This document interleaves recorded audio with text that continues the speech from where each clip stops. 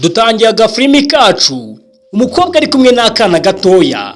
Disi uyu mukobwa agiye kuba yafata ku ngufu kano kana, ibintu bigiye kuba byamubaho ni agahomamunwa. Mw'abantu mwe, abantu benshi ntabwo bagikontorora amarari yabo cyangwa se amarangamutima yabo, ku buryo umwana w'umuhungu nk'uyu nguyu ashobora kuba yafatwa ku ngufu n'uyu w'umukobwa. Reba umukobwa ukuntu ari kugenda azenguruka akebaguzwa ngo arebe nimba nta wundi muntu ushobora kuba yaba ari hafi aho ngaho ngabe yamubona ibintu agiye gukora, kubera ko ibintu agiye gukora ni ibintu by'ubunyamaswa, ni ibintu bitabaho ubundi mu busanzwe mu buzima bw'umuntu, cyane cyane buri igitsina gore ntabwo kizwiho gufata ku ngufu. Akenshi barega ko aribo baba bafashwe ku ngufu. Mwebwe mumanze murebe ibintu bigiye kuba kuri uyu mwana w'umuhungu, uyu mukobwa, ibintu agiye kuba yamukorera muri rino shyamba ni ibintu bitabaho. Mukore subscribe kugira ngo ujye ukurikirana zino nkuru zacu uko zajya zicaho 5/5. Nuko umukobwa tumwite Alice yashoreye kano kana mu ishyamba, arakabwira ati reka twigere imbere tujye gukinira hariya mu ishyamba, turaza gukina twikwihishanwa. Ubanze wumve ngo inkuru iri ahangaha ukuntu uyu mukobwa yakomeje gusunika uyu mwana w'umuhungu amubwira ngo tugiye mu ishyamba hariya tuba ariho dukinira tujye kwihishanwa. Gusa akana ko nta kintu kari kazi, ariko uyu mukobwa we urabona ko n'ibyo agiye gukora ntabwo yizeye neza ko biri buze gukunda. Afite ubwoba rwose pe, kubera ko no ku isura yiwe biri kugaragara. Umukobwa yagiye akurura akana akinjiza mu mashyamba mu bihuru, akabwira ngo wa mwana we banguka twihute tugiye kuba twahagera aho tugiye kuba twakwishanirwa. Agafilimi kacu bagumye kutwereka umukobwa agomeza gukurura umuhungu amubwira ngo reka tujye hano, ndabona ariho heza. Kumba aho hafi hari abarara bari biragiriye cyangwa se bari baje kuba bameditera ahangaha. Nuko umukobwa yabaciyeho hirya, gusa icyagaragaraga ko bose bari basinziriye. Gusa hari umwe umubu wariye aravuga ngo iki kintu ni igiki kiri kundyara. Gusa mugenzi wiwe yari yaryamye rwose yasinziriye ntako atagize. Umuhungu nawe yari afite ibitotsi byamurembeje cyane, ariko mu kugira ibitotsi yatangiye kuba yakanguka nk'umuntu ukangukiye ahantu nyine mu ishyamba, atangira kureba hirya no hino.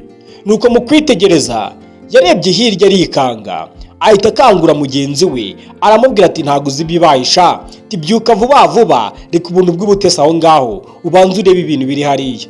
Nuko umusore bamukubise agashyi agira ngo ni igikoko kibatatse. Yaramubwiye ati tumva mwana, uzi ibintu ndi kubona ndetse nawe wabibonye?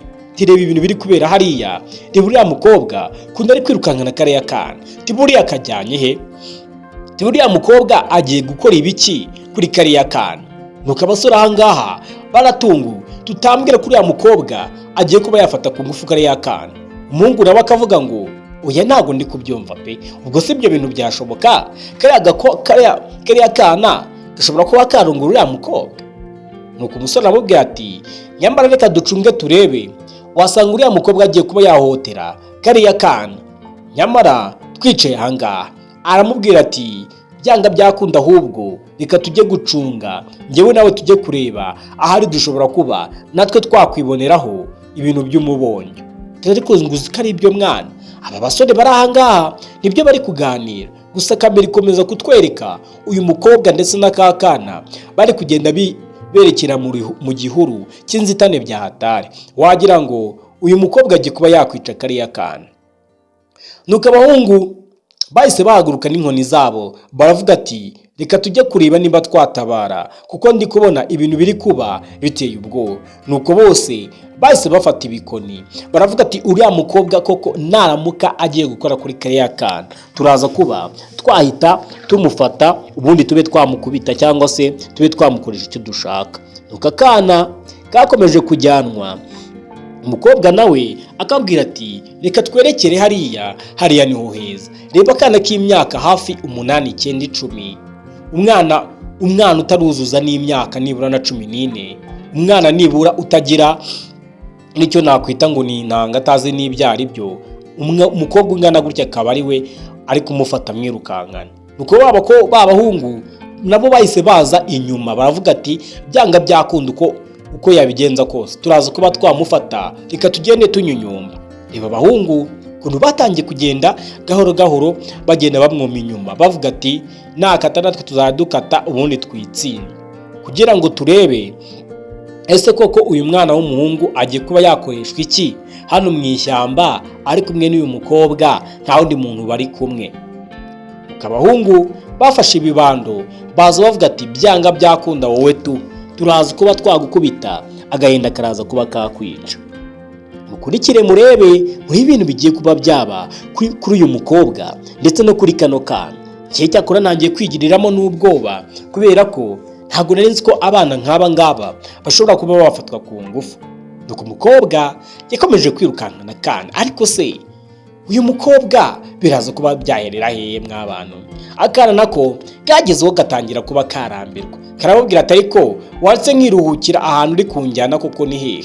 Nuko umukobwa yarakabwiye ati humura ngiye turi kumwe gusa ntuze kugira umuntu n'umwe uri buze ko wabibwira. Mucunga umukobwa yaciye bugufiya atangira gukora agahungu, atangira kukambara imyenda nyagasani. Ba basore nabo bari hafi ahangaha bavuga ati naramuka akoze ikintu cy'ubugoryi turahita tumukubita bya bindi bitanabaho. Nuko akana k'agahungu katangiye gutega karavuga ati nyine ubu ngubu ninjiriwe bya bindi by'abakobwa, ubu ngubu umukobwa agiye kuba yarongorwa kuko na kano kana.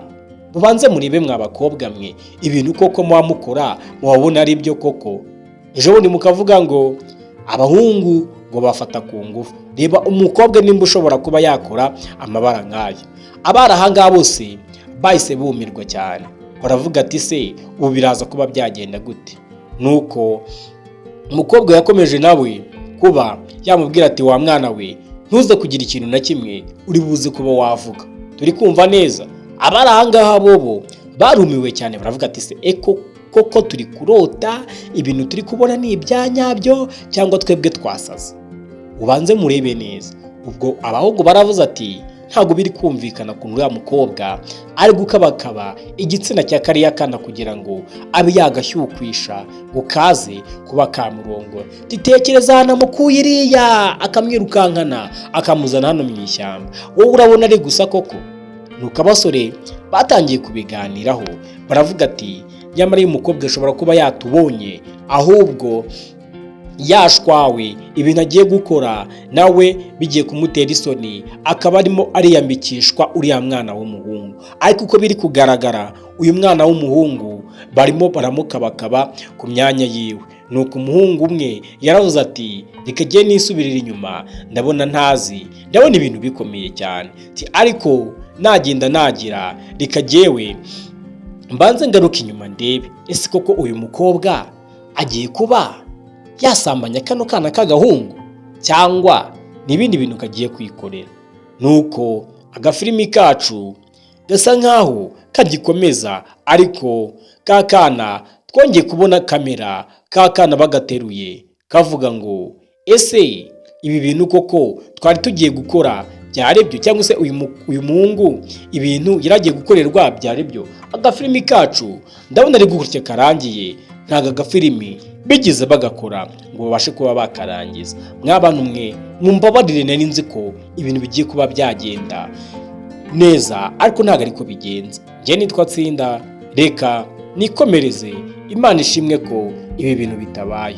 Bavuga ngo ibintu byari bigiye gukorwa byari imikino, uyu mukobwa ntabwo yaragiye kubikora, yari content twari turimo turakora. Rwose mwihangana abantu twabeshye, abantu dusa nkaho twaraburije, bari batangiye kujya muri mood yabyo. Ndabizi ko baba bafite n'amarari rwose twe twagiye ntago ibyo bintu